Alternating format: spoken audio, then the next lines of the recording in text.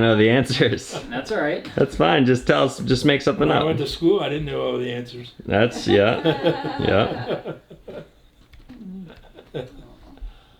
All right. You ready? Yeah. You good? All right, Grandpa. Talk about your childhood. How many siblings did you have? What did you enjoy doing as a young boy? Siblings that I have, that would be my own children. No, your brothers and sisters. Oh, okay. Growing up. You remember growing up? Yeah, Well, where'd you grow yeah. up? Huh? Do you remember where you grew up? Franklin County. Yep. I had two brothers and a sister. Then I came. You're the youngest. Mm-hmm. And what did you enjoy doing as a boy? Because you had to work on the farm, right? Yeah, I had to work. Work came before school even. Yep. But I did like times to play, but I got a licking more than once playing between house and barn just because I scuffed my shoes and wear the screws out. Oh. Yeah, and it was wearing the shoes out, which isn't good. Yeah. That's what they eat. And all through a snowball at the chicken house, and got a licking for that because I could have hit a window. You didn't. Yeah. You didn't hit it, but you could have hit it. Yeah. What about? So you talked about school. How far? Like how many years of schooling did you do before you kind of quit and then went to work on the farm? I went through 8th grade. Yep. And I was in. I think it's 5th grade. I was in twice, and I know I was in 7th grade twice. Didn't pass. Yeah. And in the end of 8th grade, I thought I had to go to high school. But Daddy wanted me on the home work because of Mother. Mm-hmm. So I got a permit 1 year to stay out of school. After that, I didn't need a permit, but I had to go 1 more year. But we got a permit.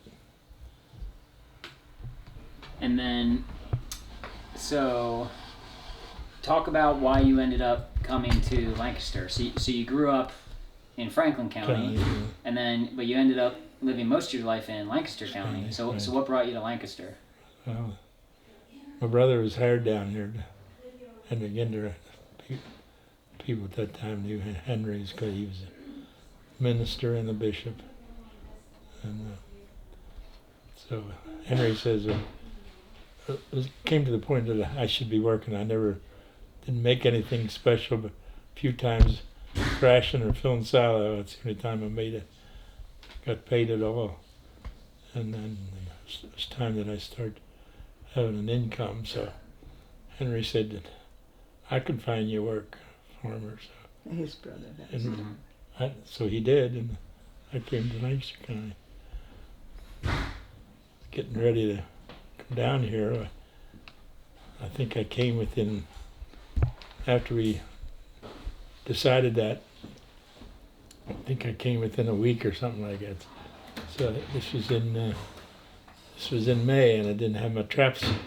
I went trapping still, and I didn't have my trap. They weren't set, but they were still in the holes, at the holes. Mm-hmm. So I gathered up my traps, anything I had to put away, and got in the bus and came to Lancaster County. And so you came here and started working for Henry Ginder? No, worked for Victor Gish. Victor Gish. Mm-hmm. And so what was your first job here in Lancaster? Farming. It was in May. So I'm not. I think it was around planting time. Planted corn and tomatoes and crops. Just working on the farm? Yeah. And then at what point did you meet Grandma? Did you meet her through church? Or how and where did you meet her? Yeah, I knew her over in church. And Which church was that? Manheim. That was Manheim BIC? Well, at that time it was Raffo District. Okay. So it was Manheim, Mount Pleasant, and Mastersonville. Mm-hmm. So Ruth went to She went to Mount Pleasant, yeah. I was at Manheim. So I started dating. I had a girl, Frances Wolf. I dated for a little while. and her mother was pretty particular. She would tell you what she wanted. Anyways, went so long, and then she broke up. Mm-hmm. So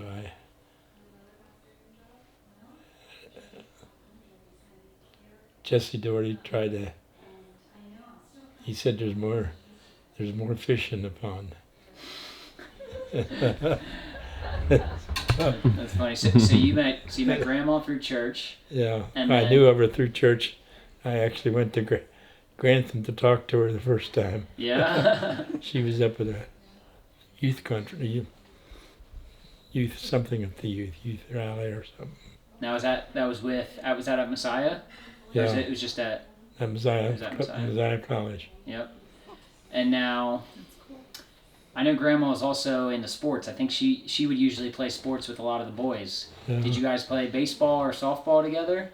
No, not at that point. Not together. I played with the fellas, and then she had a girls team. Okay, she was on a And girls she team. played, then. yeah. And so you played baseball around that point then too? I don't know. I probably had them. Probably was on the men's team first, and then we, because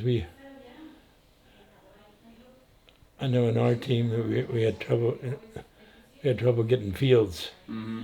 So when I bought the farm, first year I did there, we just took a hayfield and mowed it extra close and played ball. And the next year we plowed it up and sowed special ball field grass. Grass for it, yeah.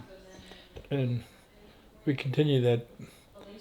Played baseball well. We still played baseball. But then in the fall, after baseball was over, we would get a volleyball team together. Mm-hmm. Her and I would mostly plan that.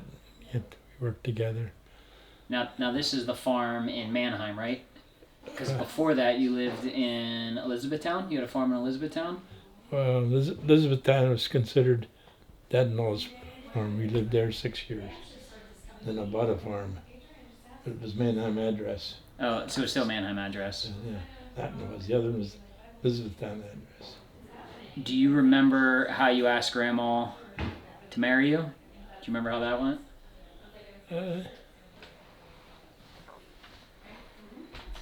Don't remember the words I said, I guess. But what were you doing? Were you at the house or? Yeah.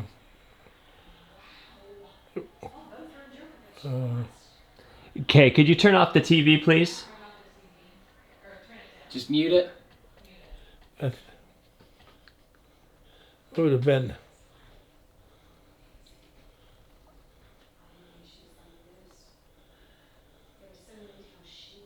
It would have been on Grandpa's farm when I was dating her. Which would have been her With father, glasses. right? Yeah, Shank. yeah, Yeah. her father's farm. Later than we lived there. That's when I said we lived there 6 years before we bought the farm. Before you bought the farm in Manheim. Yeah, Where did you guys get married? Did you get married at Manheim BIC? no, Mount Pleasant. At Mount Pleasant. I see. Yeah, which is where she would have been going, Yeah. where she was from. Mm-hmm.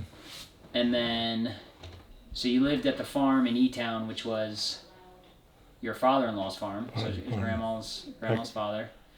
And what? Right back to Risser's Church. Yep. And now, so that's where Pat and Kevin, they were both born there. Yes. And what farm? No. I worked, when we got married, I worked for Alan Doherty. And he didn't have housing for a couple of them. So we had to leave there. I had to leave there. I hired with Earl Martin Jr. And that was close to Mount Pleasant Church. So we lived there. That's where Pat was born. And then we lived there close to 2 years, I think. When Dad-in-law offered we would rent the farm. So we did. That's when we started farming. Okay, and what did you farm there? Did you have animals? Was it crops? Both? He had cows. We had 10 cows. We milked by hand. And we farmed regular crops, hay, wheat, and then that's when we started planting tomatoes too. We had a couple acres tomatoes we picked. Mm-hmm. And then at some point then you decided to buy your own farm. So talk about buying the farm in Manheim and how that went. Dad and all asked if we wanted to buy the place he wanted to sell. And so we comprehended the price and all, and we thought we weren't interested. So we started looking for a farm, Mm-hmm. and ended up seeing a farm that we possibly could buy. And we went to the auction, and we didn't get it. We were the next highest bidder, I think. And then later, this one came available, and there was another on the same day. No, one was sale on Friday, and one on Saturday. So we went to the one on Friday. We didn't think we would get it. We thought we had a better chance for Saturdays. We ended up buying the one on Friday. No, that's funny. And we lived there. Not sure how many years. Long time. It is. That's the house that I knew you guys to live in. And so so at that farm is where you ended up. You built a butcher shop. I did. And you I guys built that the same year that we started farming. So, Wow. We put the crops out, and then towards middle of the summer or better, we started building the butcher shop. Had that ready for that winter. yeah. We didn't put refrigeration in right away the first winter, and, but I still did some killing. Mm-hmm. And then Oh, when we were in Richard's Church, that's when we started the butcher shop. They had to use the workhouse and did butchering. mm-hmm. That's got us started. Yeah. And then can you talk about the process, what you would do with the meats? Because I think you had a meat truck, but eventually you ended up buying a store in Mount Joy. Can you talk about that? Well, after we had the butcher shop, and I think after we built the shop, I think it was a year and a half, then we wanted to do a little more than the custom butchering. So we thought about a meat wrap, and the Hyde fellows, we discussed it. And he says, well, he knows where there's 2 trucks for sale. They aren't being used. So we went and looked at them, and we ended up buying the one. But before that, we didn't know if having a meat route is the thing. We didn't know if I'd like that or how that would work out. So I took the car, and I think we had a hanging scales. So we would go lift up the end gate, hang the scales on, and prepared wrapping paper. You do the scales off of the car. The Uh, hanging scales hang are the off scales, of the car. Yeah. use the car for the It was a same as that truck would be. Yeah. Just made out. We just wanted to see how it would go. Talking to customers if they're interested. We killed a pig, cut a pig up, all the cuts that you can get out of a pig, and put there in the back of our station wagon, and went to Columbia. And when we come home, we had very little left. That's good. So we decided we went and bought the truck, started the meat round. Yeah. And we went to Manheim. We both went. Cut up beef and hog, and she'd go on one side of the street and I went on the other. We'd get some customers, but also then we'd tell them that we'll be back next week if you're interested. So we did that 2-3 weeks and just gradually built a route. Mm-hmm. And then we did that on a Friday, and Saturday we'd go to Mount Joy. So we had 2-day meat route. Mm-hmm. And then, at what point did you make the decision to buy the store? Well, we were doing butchering. By that time, we were every year there. we'd get more deer to do, so we get busy, and so we were doing deer one year, and the one that had the Mountjoy locker plant wanted to sell, so they had contacted a realtor, and the realtor came to me and said that we were swamped with work, would have to get more. We had part-time labor. That's the only time we had part-time labor to do the deer, and so we said, well, if you have, I'm not sure it was early winter when he came, and Do you want to hold we it? said, well, if you have it till spring, you can go back and talk to us, but we wouldn't make had to think it through. We wouldn't make a right decision to decide. And so come spring, they came back, and we went and looked at it and ended up buying it. Do you remember when you were a little boy, what did you want to be? Like, what did you want to do or be when you grew up? Or, like, what did you want for your life when you were, like, do you remember when you were little? Well, as far as I know, it was farming, and I didn't know anything else to be. You always stayed. Always liked butchering. At home, I'd miss the bus to butcher. Always liked to butcher. So, Did you do that as a boy? huh? You would butcher as a little boy? I'd miss the bus to do it. We did it once a year for our own family, and I'm not sure if I helped, but the neighbors would come together and then would all butcher, the family butchering, and then when that same week or the following days, we'd go to 2 or 3 other neighbors, and it would all help each other. Mm-hmm. And then so I just liked butchering. Mm-hmm. So I ended up, when I was farming, we decided we wanted to get into it. That's when we built our own shop. Mm-hmm. And then, how many years did you own the grocery store in Mountjoy? Well, they didn't use it. They didn't use it to sell meat. Someone had to be there all the time for the lockers. They had candy and ice cream and a few things like that. So we had to close one of the lockers, change out them, put it into a refrigerator, and then we had to fix up a cutting room, and we could operate the way it was. So we did it that way for 10 years. Then we built the shop bigger, added on to it, 60 by 60. Then got more meat cases and put meat cases in freezers that you'd have in a store. I had a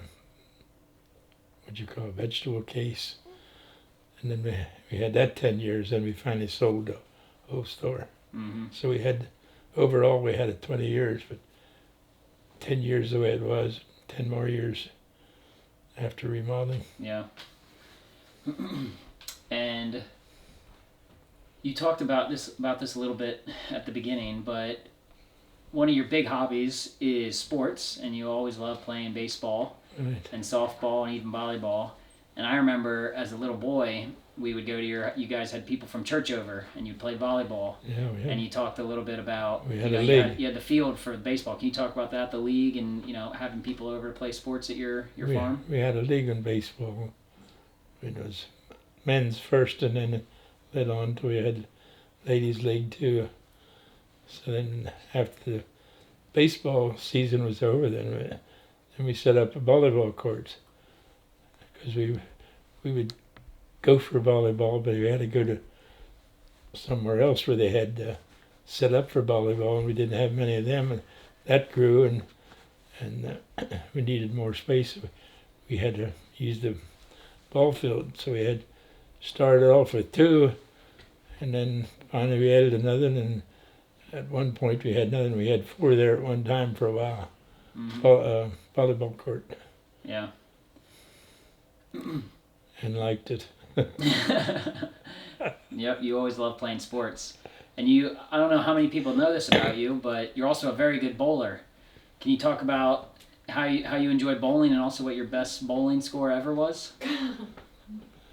Well, but on a church league, we played.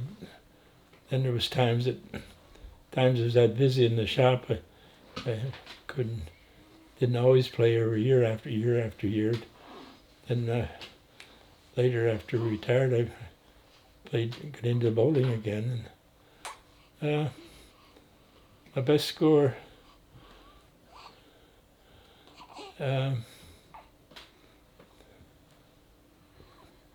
wife had some type of problem at church. She was in a hospital. And I wanted to go in to see her, which I did. But it was a night that I would go bowling, so I took the bowling ball along and decided I wasn't going. She encouraged me to go. She said, just go and relax. And I guess I did. Mm-hmm. I had a 274. 274. Wow. That's 4 points better than I thought. I remember the story as 270. That's good. Yeah. So what was that? 10, how many strikes out of 13? 10 or 10 strikes out of 12. 10 strikes out of 12. That's right. But the first one was like the fifth frame, but then I got a spare. And went clean to the last. 10th frame, you get three chances, and the yeah. very last one I didn't get. You didn't get it. Didn't. Oh man. And I couldn't go for the spare because it Yeah, it was your last. already had 2 strikes. Yeah. And now,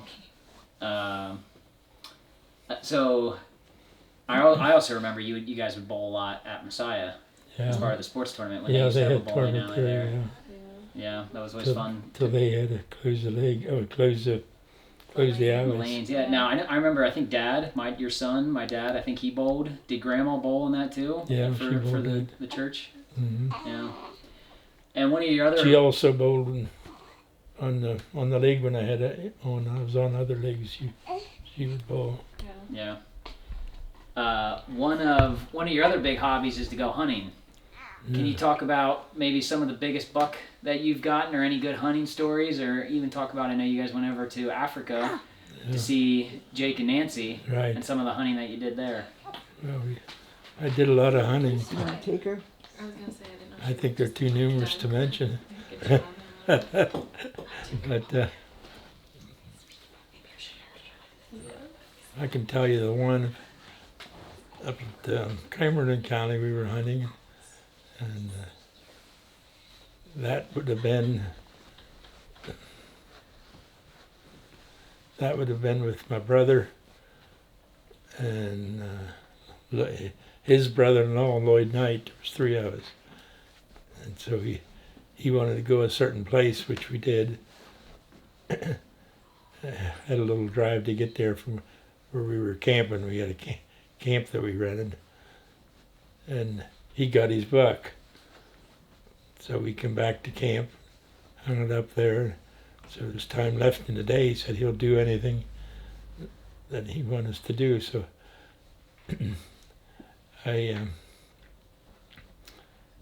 we went up.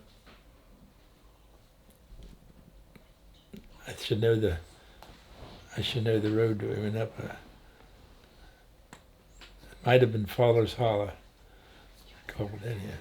We went up, and there was a trail off to the right of that, and so we all walked this path up to the top. And I said, if we just walk around, if we can go anywhere we want, if we want to keep walking around, he had the idea we go putt somewhere, and he would do the walking around, chase something to us, hoping for that chance. So we did, and his brother-in-law and I, we took off, and then we were going to separate, and we picked out there was a pipeline up there. We were on this pipeline, picked out a tree that we were going to meet there at 4 o'clock. That was give enough of time to get back down to where we parked the car. So we separated. He went his way, and I went in off of the pipeline in the woods.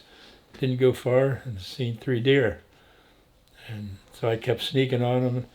I would see him, and then I didn't, and then I'd see him, and then I didn't, and went that way for quite a while. And I thought, I got to bear to the left and get over to this pipeline, or I'll get too late. So, which I did. Finally, I came to the pipeline, which I thought was right. I walked a piece way, and I thought, did I turn the right way? So I turned around and started back. No, didn't go very far at all. I should be right. Turned around again and walked. And well, anyhow, at one point I came to a cross line in the pipeline. Two pipelines came across each Intersection. other, and I didn't know of that at all. Then I knew I was mixed up. But I looked one way, and I looked down the other way, and I looked. Finally, I didn't know which one I even came out on. So then I knew I was mixed up. So all I could do was take one and go, and that's where. But I knew where we were at cinema hunting, where we were camping, and I knew where driftwood was, and I knew which way that should point. But I didn't want that way. But anyhow, when I took one and went random, I was going to finally seen two hunters cross. So I hollered, ran. I finally got them stopped. Well, then after I talked to them, they gave me directions to go back. I had to leave the pipeline and go straight down over the mountain, and I would hit the old railroad track down, and I knew of that. The railroad wasn't in business anymore. And then you turn to the right, it takes you down to Cinema. I was headed to Driftwood, and if I'd have stayed on that, I'd have come down over the mountain. I'd have hit the railroad track, but there was no way of crossing the river there. So then I don't know what I'd have did, and that would have been way past dark. But I went the way they told me, and I came to the railroad track. I turned to the right. I came down to where I was supposed to, and then the railroad track crossed the river at Cinema. And right beyond it, I couldn't have stayed on the mountainside. There was a big cliff. Mm. So crossing the railroad track but it was old, wasn't used for a good while. But I was crossing on the ties, and some of them started cracking, and it was dark. I didn't trust it. Daylight enough, moon shining on the river, gave you where you're at, but it wasn't real bright. It wasn't pitch dark.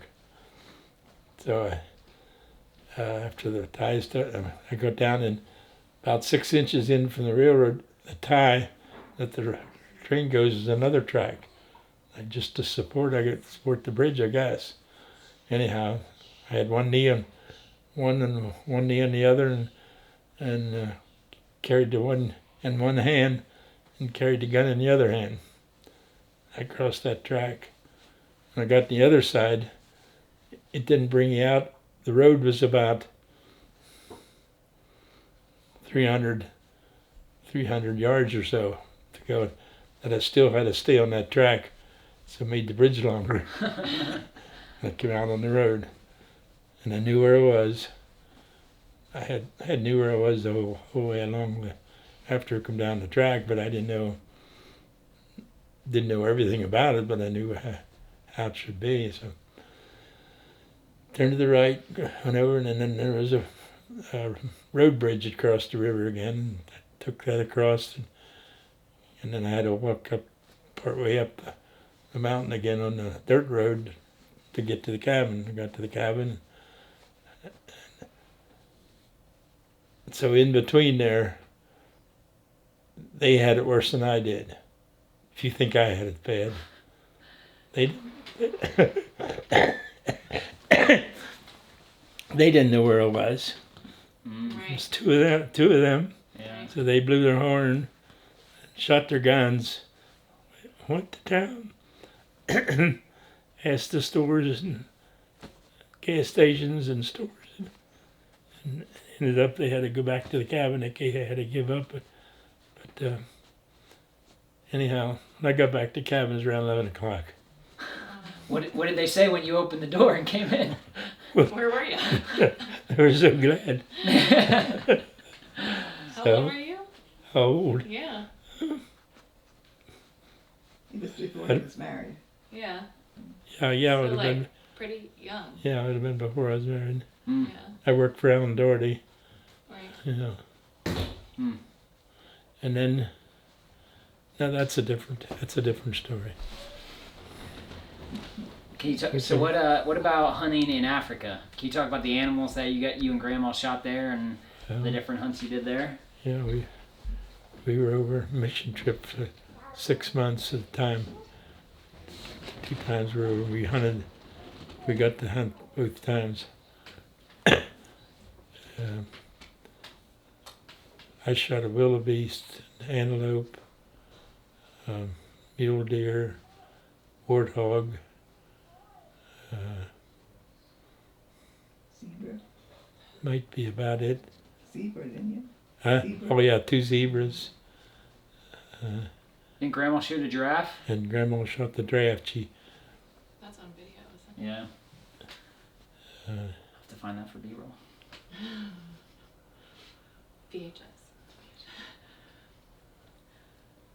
and I hunted. That was on a hunting trip. We had to sign Like a up. safari type trip. He had to have a guide.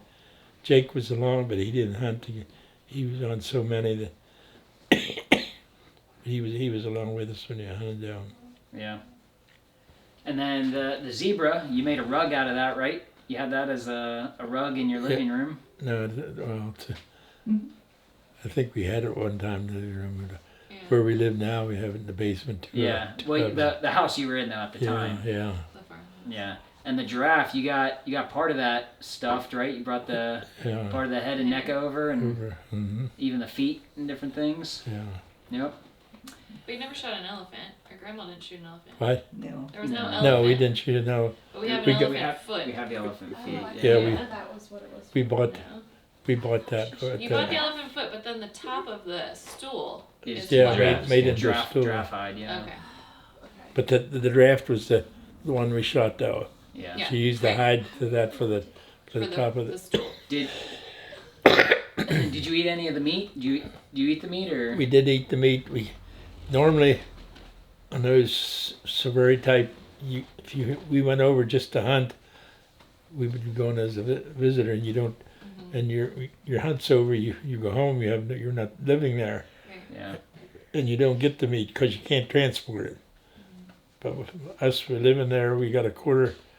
We had that contracted with the guide with the hunter. We got a quarter of each animal hunt. Yeah. Did you like eating giraffe? Was it good? Yeah, that was Tasted good. good. It's the only thing we didn't eat is zebras. Mm. They have like a horse foot. It mentions that in the Bible or something. You shouldn't Split eat. hoof, yeah. And I suppose. So Douglas was there, and he worked at a shoe factory. So he had, I don't know, 100 people maybe working for him. He took it there, and they just gobbled them up. That's interesting. That's interesting. And you go hunting you bought a cabin in Juniata County, right? Do you remember when you Yeah. bought that? Not Juniata. We had one in Huntington County. Huntington County. Yeah. We had that so long till the government wanted to build a lake. So we did everything on the telephone. They sent a appraisal out to praise it, but you didn't get anything out of the appraiser. And then it came later. They started offering something, and we didn't take it. We didn't think it's enough. So time went on that again, and they came back again. We still didn't take their offer. And then they came back again, and then we took their offer.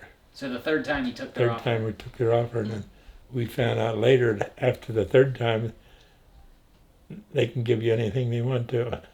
Yeah, they could have claimed eminent domain and, Yeah. and taken the land and given you whatever offer they wanted. Because some of the farmers didn't get what they should have. And some of this, well, there was a store was sold. That was from the backup water flowing place, and that's why there was a store involved. So we were satisfied at the end. Do you remember how many years you had the cabin before Not the government bought it for the lake? not sure. Because you went hunting there a couple times, right? Oh yeah, I got. I remember Dad saying there's always a lot I of had, deer there. I had 7 deer there in a row. Yeah. 7 years in a row you got a deer there. Wow.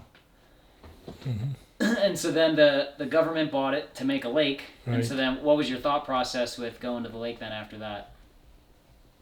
What my thoughts? Well, I remember you saying, you had the cabin there and they made a lake, so you thought, hey, let's start going to the lake. Yeah, we went to the lake after it took several years till they had it built. Yeah. Then after they built, we went back to took advantage of using the lake. Yeah. And so did you buy a boat then right away once the lake was built? Or soon I after, think- maybe? We might have had one before, just used it for Susquehanna. Okay. I'm not positive on that. When we bought the first boat, And the first... but I think we had several boats, a couple I think already, and then Kevin and I went together on a boat. Mm-hmm. And when you would go to the lake, you would the first several times you went to Nancy's camp, right? Nancy's camp, which was that's boat where- to shore, so you'd have to put all your gear from the truck into the To boat, the boat. and then boat over, and then you go camping. That's where our cabin was, so we knew of that. But then we found out that some of these other camping spots, and then we changed. Yep, and that's the Racetown as we know it today. Obviously, it's gotten a little bit nicer. Yeah. Don't have the tin can garbage or toilet cans Toilet. anymore. What about the? Can you tell the story? I know we were just talking about this year at Racetown with Grandma, and you had a wooden board that you guys like to ride. I think Oh. you might have created the board, and you get pulled behind the. No, rope. we bought that board. Oh, you bought it? We bought that because it had a fin in the back, in the center, Mhm. and up through had a handle, and it was painted, and it was bought for that. But we seen someone use one like that, and then we decided to buy one. And at the time, my wife and I was going to go together. The other ones was there. They went and took their turn. So we were going to take a turn. We went. Some went single and some went double. We decided to go together. And Jim was driving the boat, but it got to it. Yeah, I think it was Kevin. I think it was my dad driving the boat. Oh, I thought it was Jim. No, because I think there. because it was right before Kevin and Kay got married, Oh, and Grandma. You thought it was Uncle Jim before, so it's Huh? probably like you thought it was Uncle Jim before when you said this, but Okay. Yeah. Dad said Big- it. Well, then maybe It doesn't. It's Yeah, okay. keep going. Yeah, it doesn't matter. Doesn't matter. it got to a busy spot. Boats were traveling every way, so we had all kind of ways, and we couldn't stay on. I said I'm going. I knew I wasn't going to hang on. I slid off, and then that made it almost worse for her. Just whipping back and forth, and she went off, but she got tangled in the rope. Her leg got tangled, And then, right? Yeah. So she got pulled under for a spell. Yeah. And then I think did she ever get that looked at, or like did Oh, she yeah. did she have to go to the hospital then for that?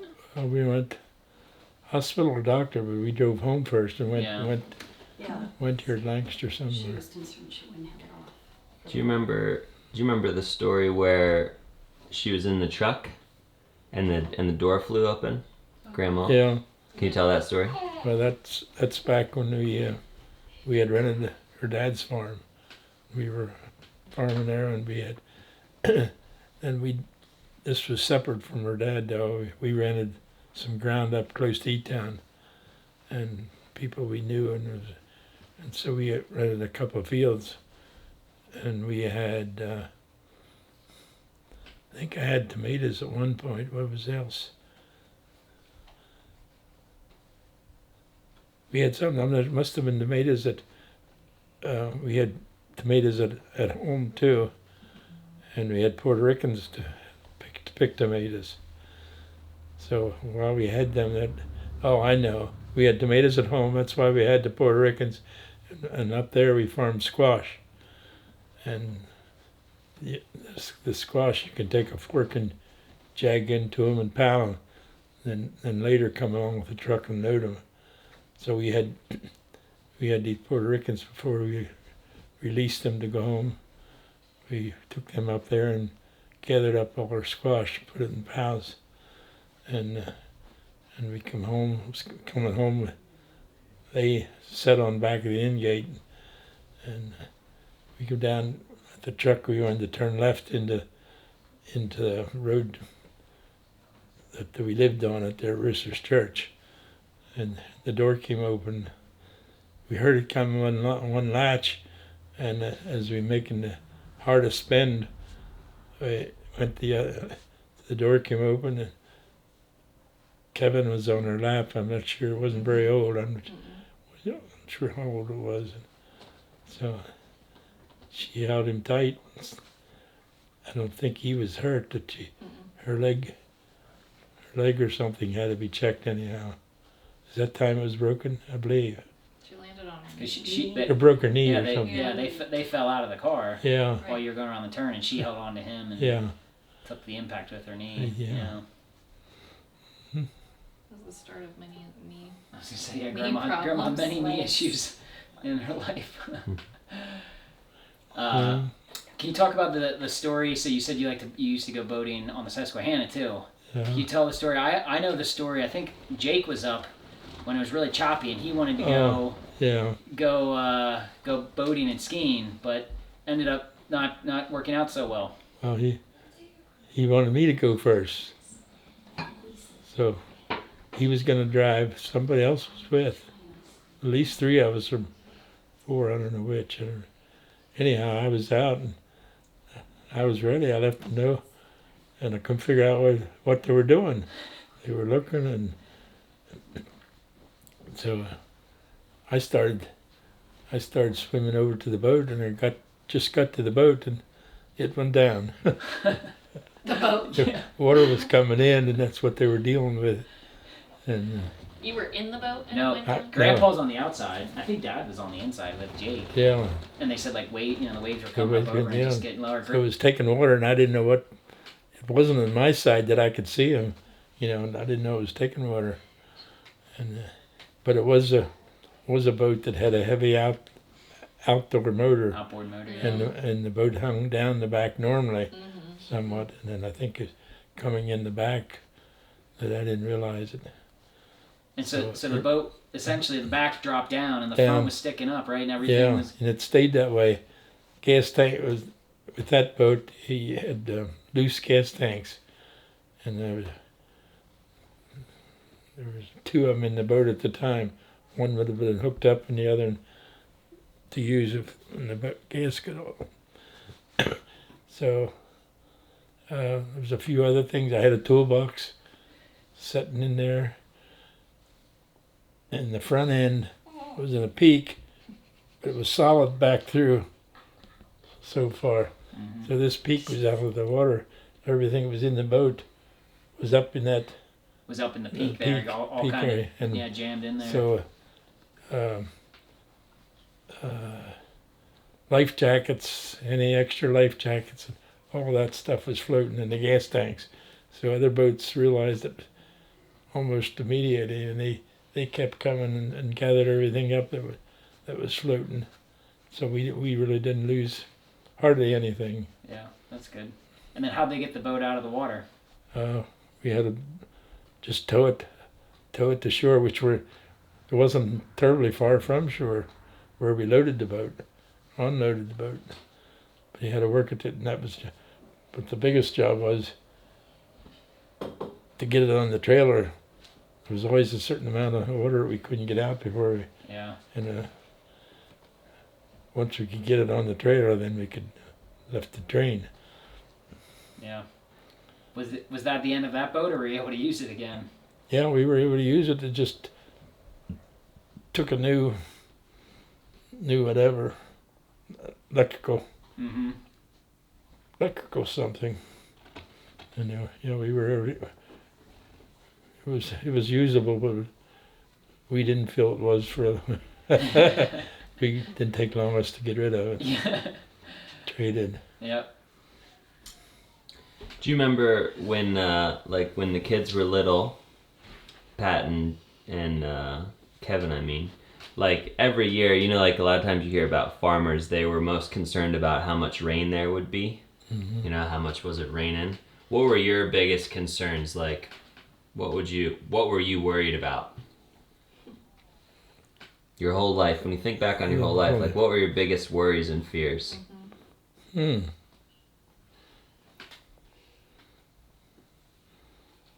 don't know.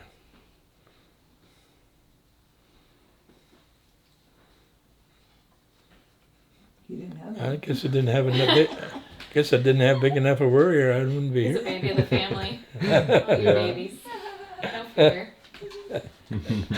Was money ever a challenge? With the store? Or farming or anything? Do you feel like It was Running a never. business. It was never a big concern. We knew we weren't making out that well.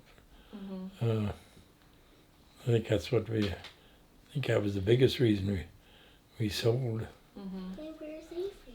But over that time, too, we were selling lots, and so it never become a big issue that we had to, But,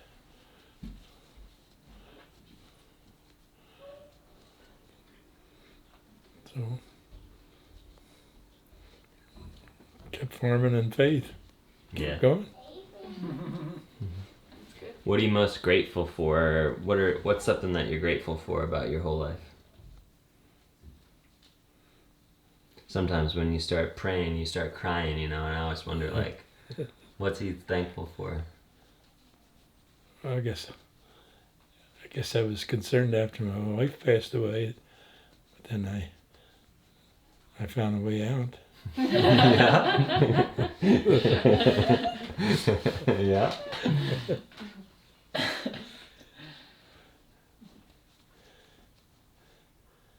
If I probably had other concerns, but I think maybe that would have been the biggest one. When she got sick, you mean, or just after she was gone? Yeah, after she was gone. Mhm. Well, after she gets sick, you just didn't know what to expect, and you always had faith that you could keep going. But then after she passed away, then you know you had to do something else, do it alone or not. Mm-hmm. Did you know Jesus ever since you were a little boy, or do you remember the first time you prayed? The first time I prayed. Yeah, or when Like, how did you meet Jesus? Can you talk about that? Like, did your parents instill that in you? I wouldn't say a big lot. Mostly, and that would be like revival meetings that we'd have at churches. Have evangelists, and he would have, beside his main messages, he would talk to the children. And I think that was the biggest It was a big influence in your life. influence. Yeah. Mm. And then, as a parent, how do you feel you parented your children, and also what emphasis did you put on faith and a relationship with God as you raised them? Because they both turned out exceptionally well. So you obviously did something right. Yeah. We just trusted the Lord and did what we know. Didn't always know if we were doing the right thing or not, but just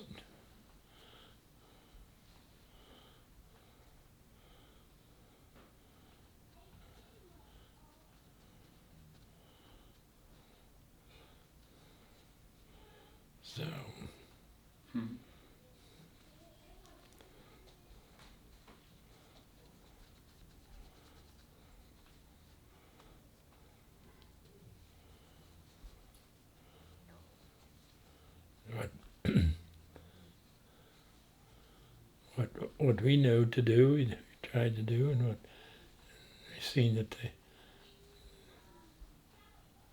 they were a place that they could get help as they needed to.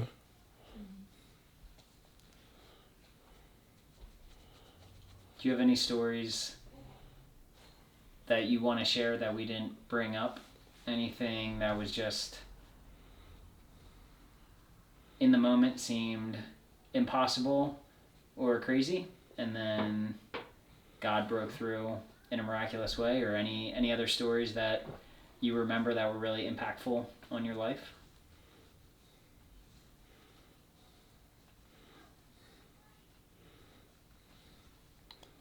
Well,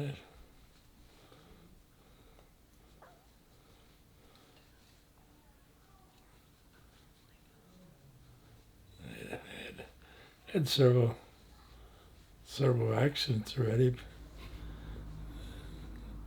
Always thank the Lord, and there's always a way out. That's when we were butchering it. Back at Rissa's church, we had my wife was stirring puddings. This particular time, I stirred. She could stir them, and she was stirring puddings, and I was washing up, cleaning up to get, and towards the end of the day. So I had a brush. I was washing. I had little butcher knives, and I had a big one, steak knife. So I would turn it, one way, and get the end. And I wasn't particular which way it was turned. I guess it was done. And to put it up on the table, when I went to put it up on the table, I had my tub sitting here, a tub of water, and I went with, of course the table was higher, I went to put the point cut in instead of getting it up top and laying it down, point cut, and my hand went up right over the knife. Oh no. See, that's why I don't even bend it so far. You didn't know that. You No. didn't know that. I didn't know that. See, I can bend that and down. Oh. But the blood vessel right across there. So Still new stories coming out after all this time, my whole life. turned the fire off and we went to the doctor. I don't know. I think maybe we called our family doctor, Mountjoy. I think we did, but anyhow, we went to Lancaster. Doctor probably never seen before or whatever. Went in and he had customers there to wait on yet. So I had it bandaged tight, so because as soon as I left pressure off, Right. she would. I was back here, and Ruth was on this side, stirring puddings, and when that first happened, We got her. Did it get into the puddings? no. No, definitely not. Anyways, he didn't. I was holding this the whole time getting there, and I thought that's long enough. He didn't look at it. We had to take our turn. And then when you looked at it, you had the pumper. So to me, it looked like same as you'd have a scissor. But he could lock it. And at the end is two round, each prong, like scissors would be. Yeah. The end of that is prong.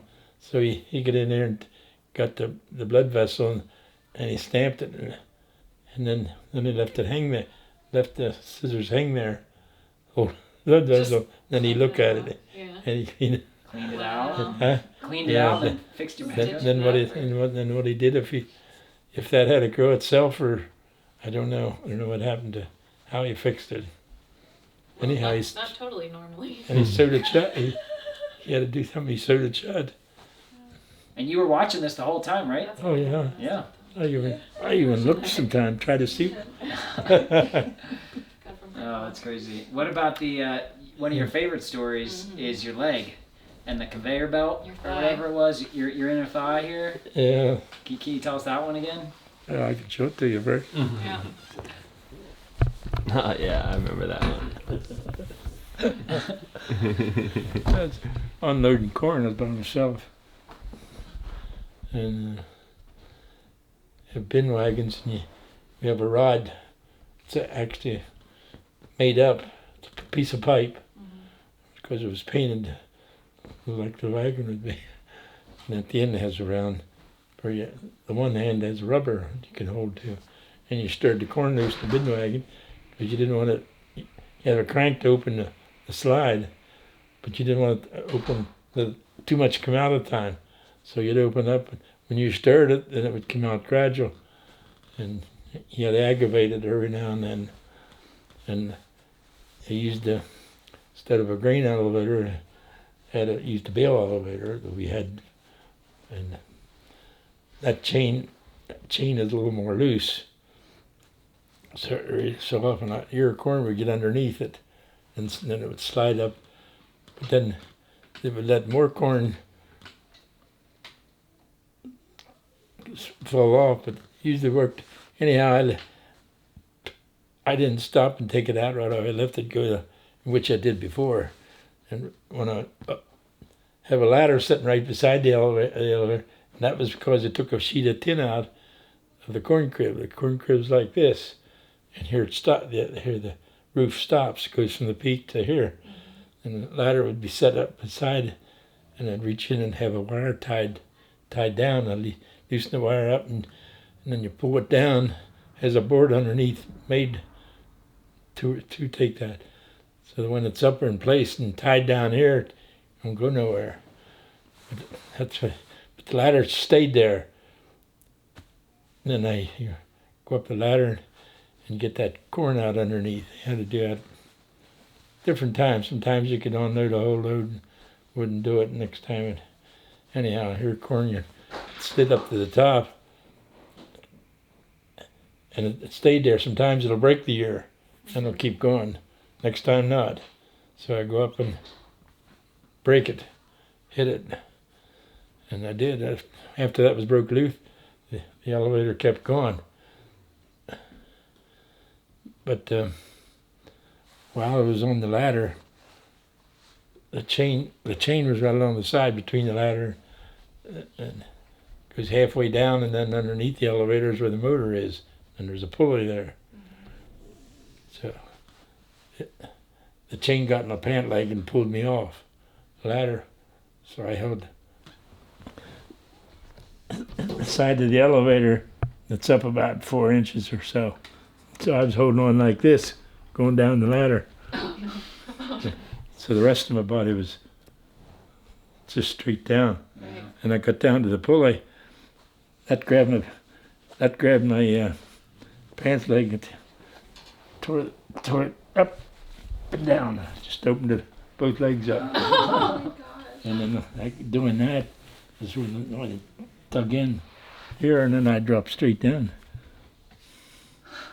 So it ripped through your So, yeah, pants, and ripped that's your what pants. dropped you down, Yeah. and it. It's loose, yeah. So it was the chain that cut your leg? No, I think maybe wrapped around the pulley there. Oh, it was the pulley, yeah. Yeah. See, there was the pulley there with belt driven. Right. Yeah. So the belt from the motor to up the upper cog what drove it. Yeah. But it didn't do anything when it was coming down through till I got to the pulley. Yeah. I think that's when So you dropped down, I dropped. and you looked down, and I'm sure your leg was bleeding. Yeah. What did you do next? Go shut everything off. Go in at the time, and then Pastor was in the living room painting the living room. So he was there, and they ended up that he took me to the doctor. I don't know what Ruth had to do. She didn't take me that time because he would have probably.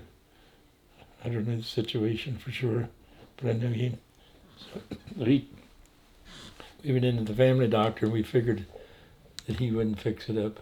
Right. So he went in and stopped outside the street instead of me going in with him. He just went in and told the doctor, and so he actually came out and looked at it. We had it covered, and I was holding it tight. And he said, "You can go in wherever he sent it." I don't think it was a hospital. I think it was another doctor in town. He fixed it up, but I knew he could hardly get it together. Enough of skin. And he said that'll be all right. I said, "Trust me." He said that'll be all right.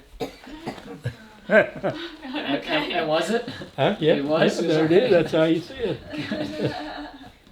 What was the most painful thing that you've, like, physically painful of all your injuries? He'd get cramps in his legs. That might be the loudest when he gets the I thought cramps. Grandpa was dying one day. They could be painful. Yeah, you Yeah. rolled off the couch in the basement.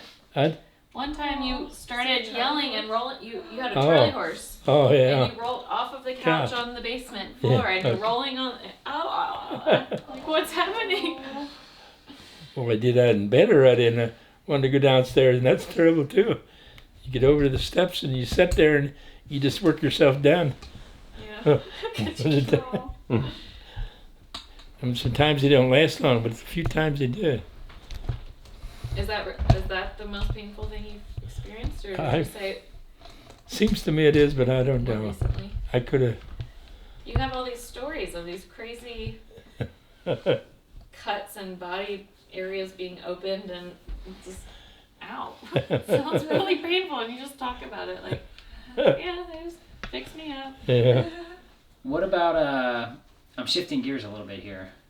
So in our family, and even in this central PA area, you're pretty well known for your bologna. Yeah. How did you come up with your bologna recipe? Oh, just knowing the recipe and having a recipe, and just kept making, improving. Found out something don't work, you change it and keep going.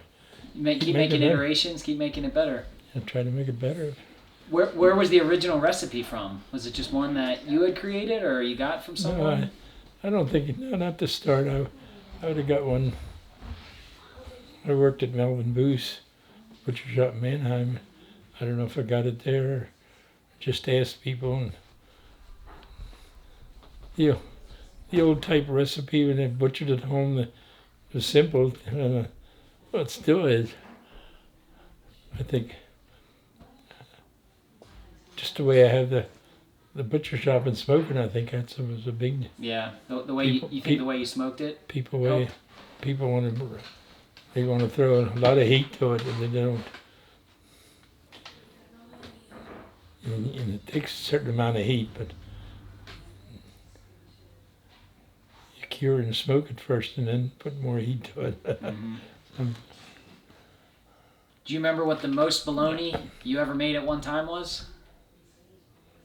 A little over a ton, because that's all the smokehouse would hold. I made 5 ton one winter from deer. Took me 5 weeks.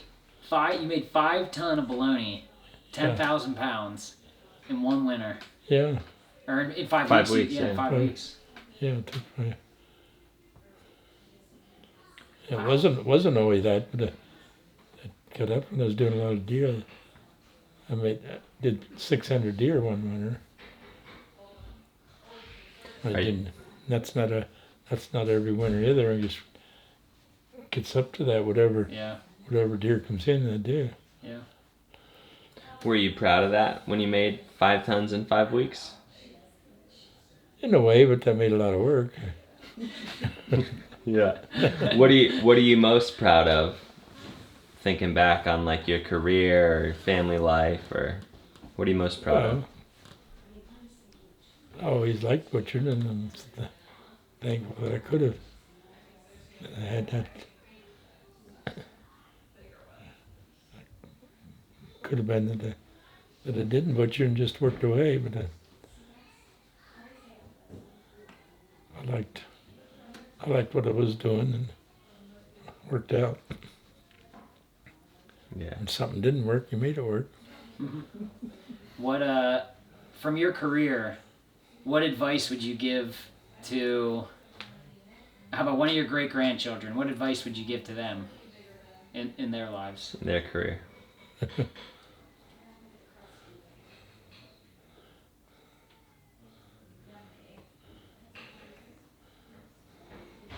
You run into all kinds of experiences, and I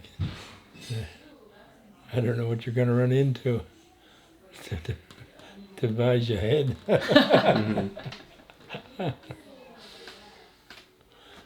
Well,